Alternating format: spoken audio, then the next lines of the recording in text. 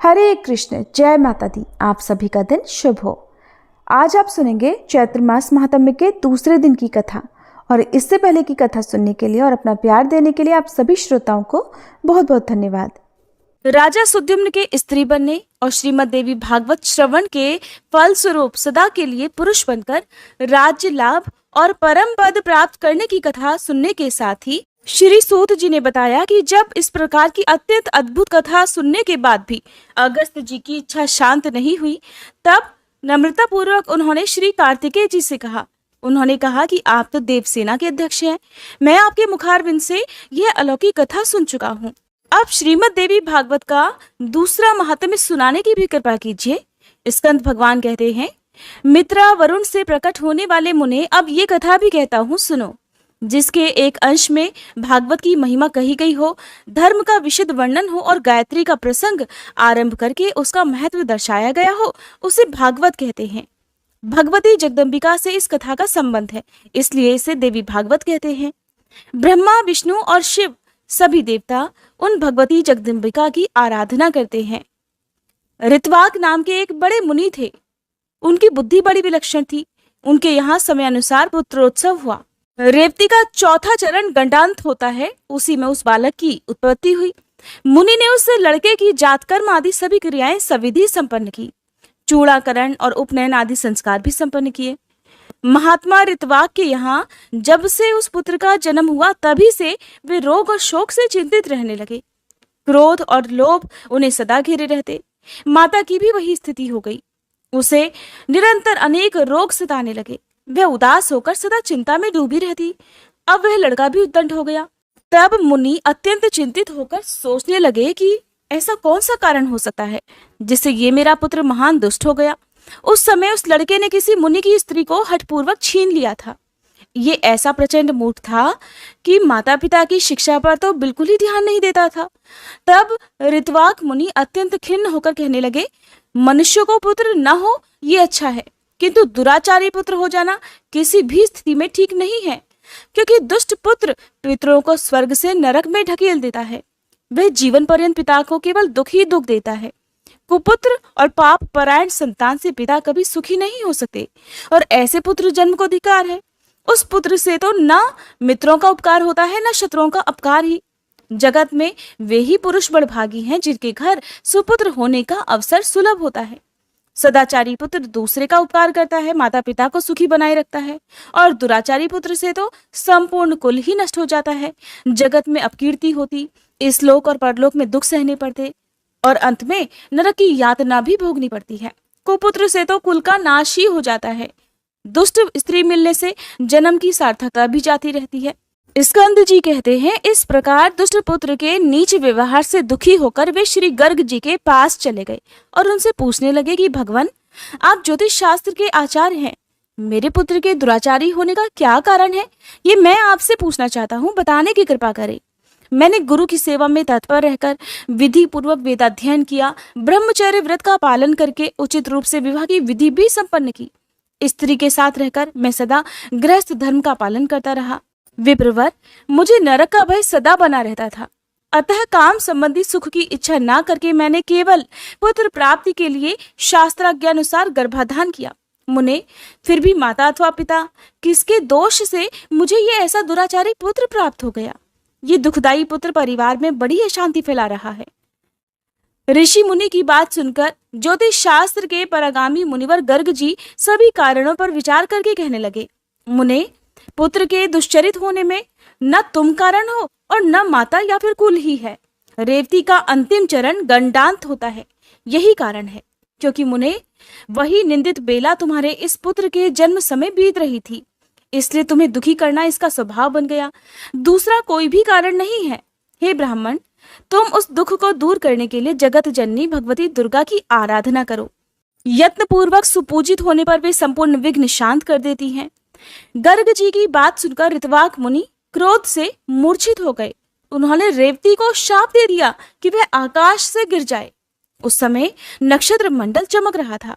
उधर सबके नेत्र लगे हुए थे। इतने में ही मुनि के शाप से रेवती नक्षत्र आकाश से टूटकर कुमुदगिरी पर आ पड़ी।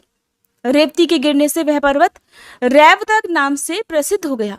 तब से उस पर्वत की शोभा और भी अधिक बढ़ गई।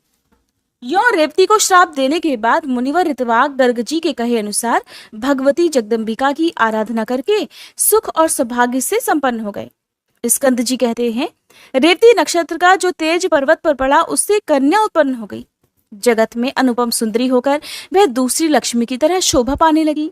रेवती के तेज से प्रकट होने वाली उस कन्या पर प्रमुच ऋषि की दृष्टि पड़ गई। उसे देखकर वे प्रसन्न होकर उसका नाम उन्होंने रेवती रख दिया। महर्षि प्रमुच का आश्रम कुमुदगिरी पर्वत पर था। उस कन्या को वे अपने आश्रम में ले आए और पुत्री की तरह धर्म पूर्वक उसके पालन पोषण की व्यवस्था करने लगे। जब कुछ समय बाद वह सुंदरी कन्या युवती हो गई, तब उसे देखकर कि कौन इसके योग्य वर होगा, ऐसा करके मुनि विचार करने लगे। बहुत सोचने विचारने पर उस कन्या के अनुरूप वर पाने में उन्हें सफलता नहीं मिल सकी। तब वे अग्निशाला में जाकर अग्निदेव की उपासना करने लगे। अग्निदेव प्रसन्न हुए और प्रकट होकर कन्या के वर के विषय में मुनि से बोले कि मुने, सदा धर्म में तत्पर रहने वाले, पराक्रमी, शूरवीर, प्रियभाषी और युद्ध में पीछे न हटने वाले राजा दुर्दम इसके पति होंगे। अग्निदेव की यह बात सुनकर मुनि के मन में प्रसन्नता छा गई। उसी समय संयोगवश राजा दुर्दम शिकार खेलने के बहाने प्रमुच ऋषि के आश्रम में आ गए। वे बड़े बुद्धिमान, बलवान और शक्तिशाली थे। उनके पिता का नाम विक्रमशील और माता का नाम कालिंदी था। प्रियव्रत के वंश में उनकी उत्पत्ति हुई थी। जब राजा आश्रम के भीतर गए तब उन्हें मुनि दिखाई नहीं पड़े, इसलिए उन्होंने उस कन्या रेवती को बुलाया और प्रिय संबोधन करके उससे कुछ पूछने लगे। राजा दुर्दम ने पूछा, प्रिय, महाभाग महर्षि आश्रम से कहाँ पधारे हैं? कल्याणी, सच सच बताओ, मैं उनके चरणों के दर्शन करना चाहता हूँ। तब कन्या बोली, महाराज, मुनिवर तो अभी अभी निकलकर अग्निशाला में गए हैं।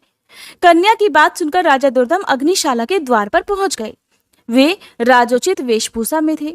नम्रता से उनका मस्तक झुका हुआ था। उन पर मुनि की दृष्टि पड़ी। तब राजा ने मुनि को प्रणाम किया और मुनि अपने शिष्य से कहने लगे कि गौतम, अर्घ्य उपस्थित करो। ये राजा अर्घ्य पाने के अधिकारी हैं, क्योंकि बहुत दिनों के बाद इनका आगमन हुआ है। और खास बात तो ये है कि ये हमारे जामाता हैं, अर्थात हमारे दामाद हैं। ऐसा कहकर मुनि ने उन्हें अर्घ्य दिया और राजा ने भी उसे स्वीकार कर लिया।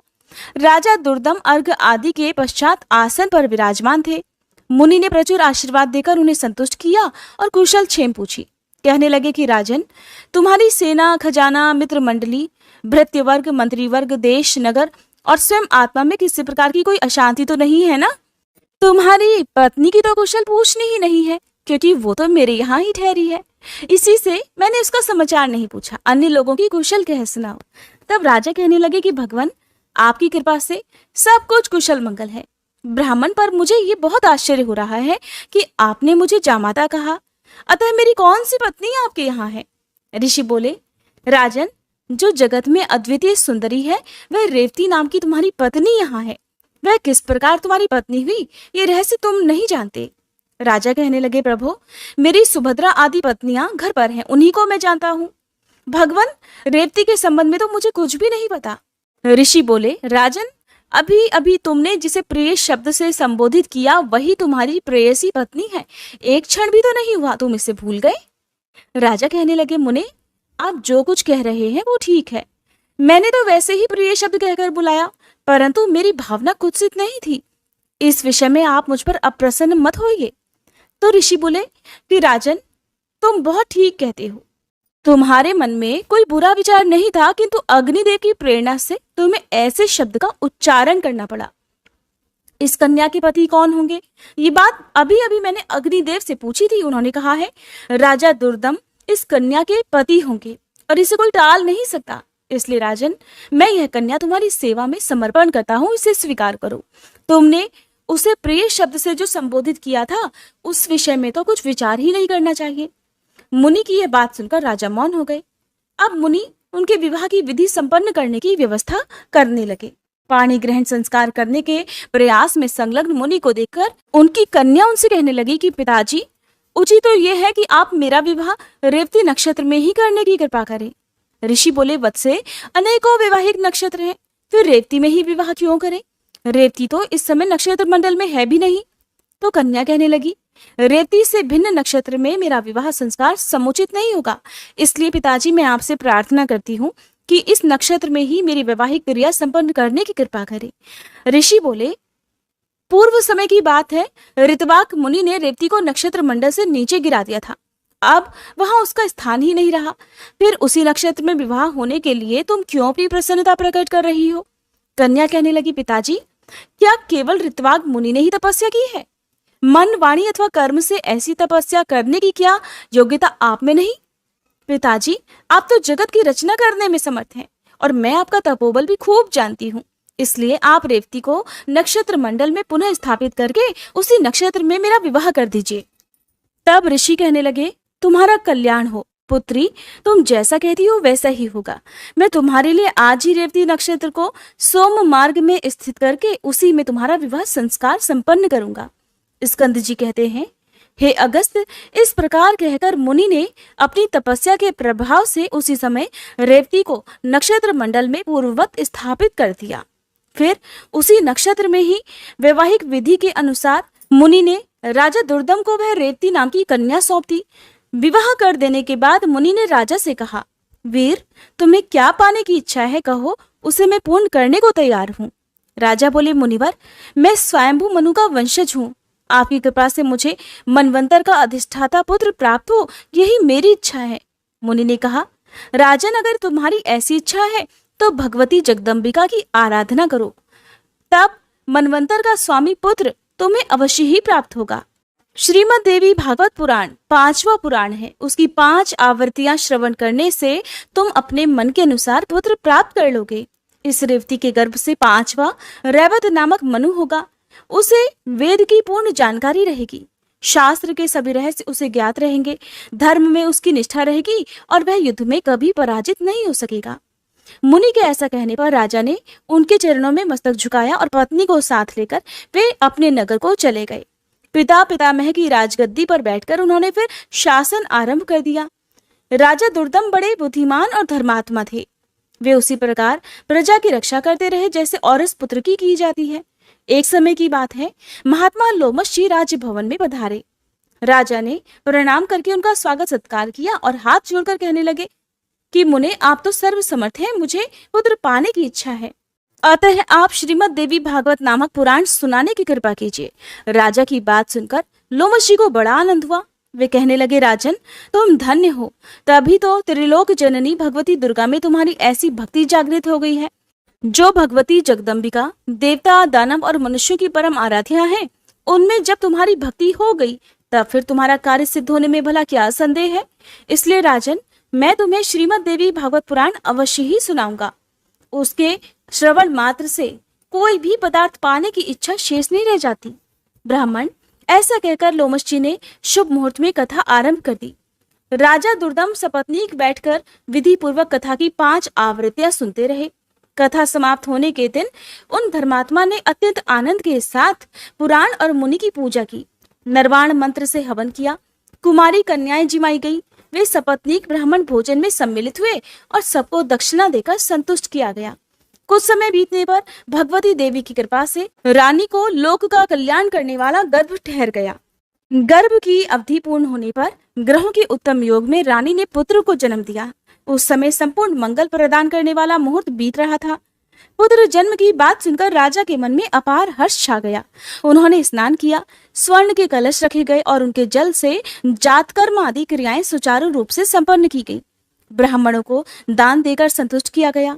फिर समय पर यज्ञोपवीत हुआ और अंगों तथा उपांगों सहित वेद पढ़ाने की राजा ने व्यवस्था कर दी। फिर रैवत नाम से विख्यात वह बालक संपूर्ण क्रियाओं का परागामी, धर्मात्मा, धर्म का प्रवचन और अनुष्ठान करने वाला, परम पराक्रमी तथा अस्त्र वेताओं में सर्वश्रेष्ठ निकला। फिर ब्रह्मा जी ने रैवत को मनु के पद पर प्रतिष्ठित कर दिया। श्रीमान रैवत मनवंतर के स्वामी बनकर धर्मपूर्वक पृथ्वी पर शासन करने लगे। इस प्रकार मैंने भगवती जगदम्बिका के और पुराण के महात्म्य का संक्षेप से वर्णन कर दिया। उसे विस्तार पूर्वक कहने में तो कोई भी समर्थ नहीं हो सकता। श्री सूत जी कहते हैं, अगस्त जी ने श्रीमद् देवी भागवत के महात्म्य और विधि सुनने के बाद स्वामी कार्तिकेय जी की पूजा की और पुनः अपने आश्रम को लौट आए। ब्राह्मणों, तुम लोगों के समक्ष देवी भागवत के महात्म्य का वर्णन मैं कर चुका। भक्ति पूर्वक इसे पढ़ने और सुनने वाला पुरुष जगत में भोगों को भोग कर अंत में भव बंधन से मुक्त हो जाता है, अर्थात मोक्ष को प्राप्त कर लेता है। ऋषिगण बोले, हे महाभाग सूत जी, हम देवी भागवत के उत्तम महात्म्य को तो सुन चुके, अब पुराण श्रवण की विधि भी सुनना चाहते हैं। तब सूत जी कहने लगे, मुनिगणों, विद्वान पुरुष को चाहिए कि सर्वप्रथम ज्योतिषी को बुलाकर उससे मुहूर्त पूछे। ज्येष्ठ मास से लेकर 6 महीने पुराण श्रवण के लिए उत्तम है। हस्त, अश्विनी, मूल, पुष्य, रोहिणी, श्रवण और मृगशिरा तथा अनुराधा नक्षत्र, पुण्यतिथियां और शुभ ग्रह वार, इनमें कथा आरंभ करने से उत्तम फल की प्राप्ति होती है। जिस नक्षत्र में बृहस्पति हो उससे चंद्रमा तक गिने। क्रमशः फल यह समझना चाहिए कि 4 तक धर्म प्राप्ति, फिर 4 तक लक्ष्मी प्राप्ति, इसके बाद 1 नक्षत्र कथा में सिद्धि देने वाला, फिर 5 नक्षत्र सुखकर, बाद में 6 नक्षत्र पीड़ा देने वाले, इसके बाद 4 नक्षत्र राज में उपस्थित करने वाले, तदंतर 3 नक्षत्र ज्ञान प्राप्ति में सहायक होते हैं। पुराण श्रवण के आरंभ में इस चक्र पर अवश्य ही विचार कर लेना चाहिए। ये भगवान शंकर का कथन है। अथवा भगवती जगदम्बिका को प्रसन्न करने के लिए 4 नवरात्रों में इसका श्रवण करना चाहिए। इसके सिवा अन्य महीनों में भी इसे सुना जा सकता है, परंतु तब भी तिथि, नक्षत्र और दिन के संबंध में विचार करना परम आवश्यक है। विवेकशील पुरुष का कर्तव्य होता है कि विवाह आदि यज्ञों में जैसी सामग्री आवश्यक होती है, वैसे ही सामग्री इस नवाह यज्ञ में भी एकत्रित करने का प्रयास करे। दंभ और लोभ से रहित अनेकों सहायक विद्वान रहने चाहिए। भगवती जगदम्बिका में भक्ति रखने वाले 4 अन्य पुरुष कथा वाचक के अतिरिक्त बैठकर पाठ करें। प्रत्येक दिशा में इस प्रकार संदेश भिजवाना चाहिए कि आप लोग यहाँ अवश्य ही पधारिए, श्रीमद देवी भागवत की कथा आरंभ हो रही है। सूर्य, गणेश, शिव, शक्ति तथा विष्णु किन्हीं भी देवताओं में भक्ति रखने वाले क्यों न हो, वे सभी इस कथा श्रवण के अधिकारी हैं, क्योंकि सभी देवता भगवती आद्यशक्ति की उपासना तो करते ही है। श्रीमद देवी भागवत की कथा अमृतमयी है। इसमें अटूट प्रेम रखने वाले सज्जन इस रस को पीने की उत्कट इच्छा से यहाँ अवश्य ही पधारने की कृपा करें। ब्राह्मण आदि चारों वर्ण, स्त्रियां, आश्रमवासी, चाहे सकाम हो या निष्काम, सभी इस कथा रूपी अमृत का पान करने के अधिकारी हैं। अगर 9 दिनों तक कथा सुनने का अवकाश ना मिले तो इस पुण्यमय यज्ञ में यथा अवसर कुछ समय के लिए तो अवश्य ही आना चाहिए। अत्यंत नम्रता के साथ जनसभा में निमंत्रण भेजना चाहिए। आए हुए सज्जनों को ठहराने के लिए समुचित स्थान का प्रबंध करना चाहिए। धरती को झाड़ बुहार कर कथा का स्थान सजाएं। वहां की भूमि विस्तृत हो से गोबर से लीपना चाहिए। वहां सुंदर मंडप बनाएं, केले के खंभे लगाए जाएं, ऊपर चांदनी लगा दी जाए, ध्वजा और पताकाओं से मंडप की सजावट होनी चाहिए। कथावाचक के लिए दिव्य आसन लगाएं। उस आसन पर सुखप्रद बिछौना होना चाहिए। यत्न पूर्वक ऐसा आसन बनाएं कि वक्ता पूर्व अथवा उत्तर की ओर मुंह करके कथा बांध सके। कथा सुनने के लिए स्त्री पुरुष सभी आए और उनके लिए समुचित आसनों की व्यवस्था हो। सुंदर ढंग से प्रवचन करने वाले, इंद्रिय विजयी, शास्त्र ज्ञानी, देवी के उपासक, दयाशील, निष्प्रह, उदार और सत असत का ज्ञान रखने वाले विद्वान पुरुष उत्तम वक्ता माने जाते हैं। श्रोता वह उत्तम है जो ब्रह्म में आस्था रखता हो, जिसकी देवताओं में भक्ति हो तथा जो कथा रूपी रस का पान करना चाहता हो, साथ ही उदार, निर्लोभी और नप्त तथा हिंसादि से भी वर्जित हो। पाखंड रचने वाला, लोभी, स्त्री लंपट, धर्म त्यजयी, कटुभाषी और क्रोधी स्वभाव वाला वक्ता देवी यज्ञ में श्रेष्ठ नहीं माना गया है। श्रोताओं को समझाने में तत्पर रहने वाले एक प्रकांड विद्वान संदेह निवारण करने के लिए सहायक रूप में कथावाचक के साथ बैठाए जाएं। कथा आरंभ होने के पहले ही दिन वक्ता और श्रोतागण शौर कर्म करा ले। इसके बाद नियम पालन करने में लग जाएं। शौच आदि से निवृत्त होकर अरुणोदय वेला में ही स्नान कर लें। संध्या, तर्पण आदि नित्य कर्म संक्षेप से करें। श्रीमद देवी भागवत की कथा सुनने का अधिकारी बनने के लिए गौदान करना चाहिए। श्रीमद देवी भागवत की पुस्तक सुंदर अक्षरों से संपन्न भगवती की वांग्मयी मूर्ति है। संपूर्ण उपचारों से इसकी पूजा परम आवश्यक है। कथा की निर्विघ्न समाप्ति के लिए 5 ब्राह्मणों को उनका पूजन करें। वे ब्राह्मण निर्वाण मंत्र का जप और दुर्गा सप्तशती का पाठ करें। प्रदक्षिणा और नमस्कार करने के बाद भगवती देवी की इस प्रकार स्तुति करनी चाहिए कि हे कात्यायनी, आप महामाया और जगत की अधीश्वरी हैं। भवानी, आपकी मूर्ति कृपामयी है। मैं संसार रूपी सागर में डूब रहा हूँ, मेरा उद्धार कीजिए। ब्रह्मा, विष्णु और शिव से सुपूजित होने वाली जगदम्बिके, आप मुझ पर प्रसन्न होइए। देवी, मैं आपको नमस्कार करता हूँ, मुझे अभिलेषित वर देने की कृपा कीजिए। इस प्रकार प्रार्थना करने के बाद मन को एकाग्र करके कथा सुने। व्यास रूप मानकर समाहित चित्त से कथा वाचक की पूजा करें। माला, अलंकार और वस्त्र आदि से स्वागत करके व्यास देव की इस प्रकार प्रार्थना करें कि भगवान, आप व्यास रूप हैं। संपूर्ण शास्त्रों और इतिहासों का रहस्य आपको ज्ञात है। मैं आपको नमस्कार करता हूँ। कथा रूपी चंद्रमा को उदय करके मेरे अंतःकरण के अंधकार को दूर करने की कृपा कीजिए। 9 दिनों तक सभी नियम प्रथम दिन की तरह करने चाहिए। ब्राह्मणों को बिठाकर उनकी पूजा करने के बाद स्वयं बैठें। धर्म, अर्थ, काम और मोक्ष चारों पुरुषार्थ प्राप्त करने के लिए खूब सावधानी से कथा श्रवण करना चाहिए। उस समय घर, स्त्री, पुत्र और धन संबंधी चिंता बिल्कुल ही दूर कर दे। पंडित जी सूर्योदय से लेकर सूर्यास्त होने के कुछ समय पहले तक कथा बांचे। दोपहर में केवल 2 घड़ी विश्राम करना चाहिए। लघु शंका और शौच पर नियंत्रण रहे अथवा बारंबार न जाना पड़े, इसलिए थोड़ा भोजन करना उत्तम है। वास्तव में तो कथार्थी एक समय केवल हविष्य पात्र खाएं, यही ठीक है, अथवा वे दूध, फल या घी के आधार पर भी रह सकते हैं। विचारशील पुरुष को चाहिए कि जिससे कथा में विघ्न ना पड़े वैसे ही भोजन की व्यवस्था कर लें। हे ब्राह्मणों, अब कथा श्रवण में निष्ठा रखने वालों के नियम बताता हूँ।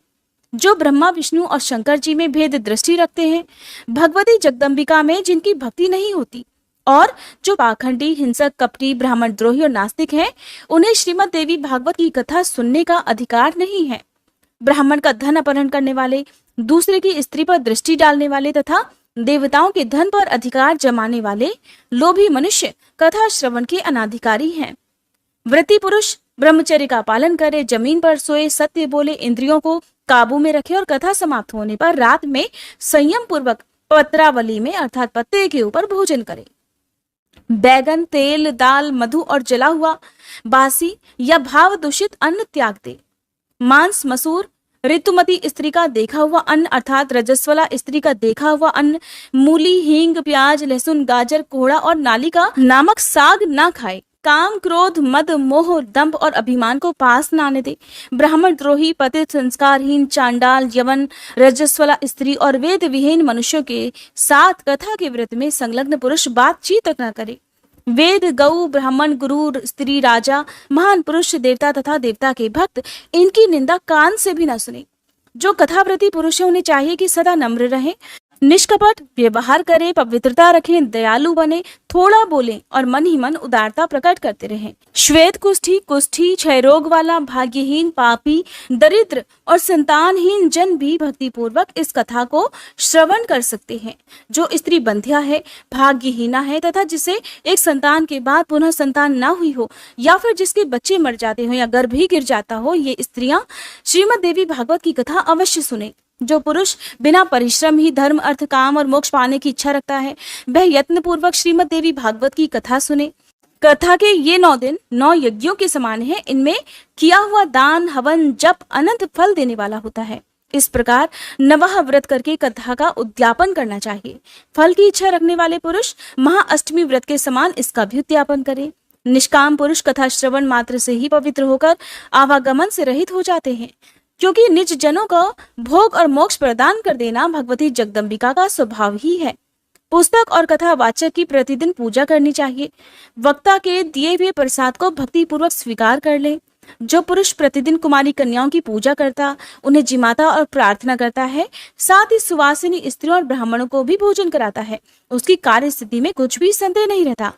कथा समाप्ति के दिन संपूर्ण दोषों के शमनार्थ गायत्री सहस्त्रनाम अथवा विष्णु सहस्त्रनाम का पाठ करना चाहिए। जिनके स्मरण और नामोच्चारण से तप, यज्ञ और क्रियाओं में न्यूनता नहीं रह जाती, उन भगवान विष्णु का कीर्तन अवश्य ही करना चाहिए। समाप्ति के दिन श्री दुर्गा सप्तशती मंत्रों से या फिर देवी भागवत के मूल पाठ से अथवा नरवाण मंत्र से हवन करने का विधान है, या गायत्री मंत्र का उच्चारण करके घी सहित खीर का हवन करना चाहिए, क्योंकि इस श्रीमद् देवी भागवत को गायत्री का स्वरूप ही कहा गया है। वस्त्र, आभूषण और धन से कथावाचक को संतुष्ट करना चाहिए। कथावाचक के प्रसन्न हो जाने पर संपूर्ण देवताओं की प्रसन्नता उपलब्ध हो जाती है। भक्ति पूर्वक ब्राह्मणों को भोजन कराकर फिर उन्हें दक्षिणा से संतुष्ट करें, क्योंकि ब्राह्मण पृथ्वी पर देवता के स्वरूप हैं। उनके प्रसन्न होने पर अपनी अभिलाषा भी पूर्ण हो जाती है। देवी में भक्ति रखने वाला पुरुष सुहागिनी स्त्रियों को और कुमारी कन्याओं को भोजन कराए, उन्हें दक्षिणा देकर अपने कार्य की सिद्धि के लिए उनसे प्रार्थना करे। स्वर्ण, दूध देने वाली गाय, हाथी, घोड़े तथा पृथ्वी आदि का भी दान करना चाहिए। इस दान का अक्षय फल होता है। यह श्रीमद् देवी भागवत सुंदर अक्षरों में लिखा जाए। इसे रेशमी वस्त्र में लपेटकर स्वर्ण के सिंहासन पर रखें और अष्टमी अथवा नवमी के दिन कथावाचक की पूजा करके उन्हें दे दें।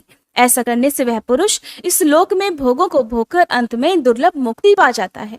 पुराण की जानकारी रखने वाला दरिद्र, दुर्बल, बालक, तरुण अथवा बूढ़ा पुरुष भी नमस्कार कराने का अधिकारी, पूज्य और सर्वदा आदरणीय माना जाता है। गुण और जन्म देने वाले जगत में अनेकों गुरु हैं, किंतु उन सब की अपेक्षा पुराण का ज्ञाता गुरु ही सर्वश्रेष्ठ समझा जाता है। पुराण की जानकारी रखने वाला ब्राह्मण अगर व्यास गद्दी पर बैठकर कथा बाँच रहा हो तो प्रसंग समाप्त होने के पूर्व किसी को भी प्रणाम न करे। पुराण की कथा परम पवित्र है। जो इसे उपेक्षा बुद्धि से सुनते हैं उन्हें फल तो मिलता नहीं बल्कि उल्टे दुख और दरिद्र भोगने पड़ते हैं। पुराण के जानने वाले पुरुष को आसन, पात्र, द्रव्य, फल, वस्त्र और कंबल देने वाले बड़भागी जन भगवत धाम के अधिकारी होते हैं। जो पुस्तक को रेशमी वस्त्र और सूत्र से सजाकर दान करते हैं उन पुरुषों को अनेक सुख भोगने का अवसर प्राप्त होता है। अगर कोई पुरुष जिस किसी प्रकार से देवी भागवत की 9 आवृत्तियां सुन चुका हो या देवी भागवत 9 बार सुन चुका हो, उसके फल का कहाँ तक वर्णन किया जाए, वो तो जीवन मुक्त ही हो जाता है। राजा से शत्रुता हो जाए, हैजा आदि महामारी का प्रकोप हो या अकाल पड़ जाए अथवा राष्ट्र विप्लव हो, राष्ट्र में देश में दुख हो, अकाल हो, तो इन सब के भय की शांति के लिए यह देवी भागवत अवश्य ही सुनना चाहिए। हे ब्राह्मणों, भूत प्रेत संबंधी बाधा शांत करने, शत्रु से राज्य पाने तथा पुत्रोत्सव होने के लिए इस देवी भागवत का श्रवण परम आवश्यक है। श्रीमद् देवी भागवत के आधे श्लोक अथवा आधे पाठ को भी श्रवण पठन करने वाला पुरुष परम पद का अधिकारी हो जाता है। स्वयं भगवती जगदम्बिका के श्रीमुख से आधा श्लोक ही निकला, फिर शिष्य परंपरा से उसी का इतना विस्तृत देवी भागवत तैयार हो गया। गायत्री से बढ़कर ना कोई धर्म है, ना तपस्या है, ना देवता है और ना ही भजने योग्य ही है। गायत्री शरीर की रक्षा करती है, इसलिए इसे गायत्री कहते हैं। वही गायत्री इस देवी भागवत में अपने रहस्य सहित विद्यमान है। ये देवी भागवत पुराण जगदम्बिका को प्रसन्न करने का अचूक साधन है। श्रीमद् देवी भागवत परम पावन पुराण है। ब्राह्मणों का ये एकमात्र धन है। नारायण स्वरूप धर्मनंदन युधिष्ठिर ने इसी में धर्म की पर्याप्त व्याख्या की है। गायत्री का रहस्य, निवासभूत भगवती के मणिद्वीप का वर्णन और स्वयं भगवती द्वारा हिमालय से कही गई गीता का वर्णन भी इसमें है। जिनके संपूर्ण प्रभाव को महान देवतागण भी नहीं जान पाते, उन भगवती जगदम्बिका के चरणों में निरंतर प्रणाम है। जिनके चरण कमलों की धूलि के प्रभाव से ब्रह्मा जी इस जगत की सृष्टि करते, विष्णु पालन करते और रुद्र संहार करने में सफल होते हैं, उन भगवती जगदम्बिका के चरणों में निरंतर प्रणाम है। मणिद्वीप पर भगवती जगदम्बिका का भव्य भवन विराजमान है। ये भवन चिंतामणि आदि रत्नों से बना है। अमृत से भरे कूप और दिव्य वृक्ष उसकी शोभा बढ़ाते हैं। भगवान शंकर के हृदय में स्थान पाने वाली प्रसन्न वदना भगवती जगदम्बिका वहां विराजती हैं। बड़भागी पुरुष उनका ध्यान करके भोग भोगने के बाद निश्चय ही परम पद भी प्राप्त कर लेते हैं।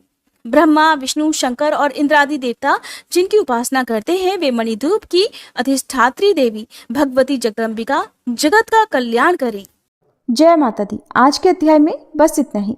इसके आगे की कथा आप सभी कल की वीडियो में जरूर सुनिएगा।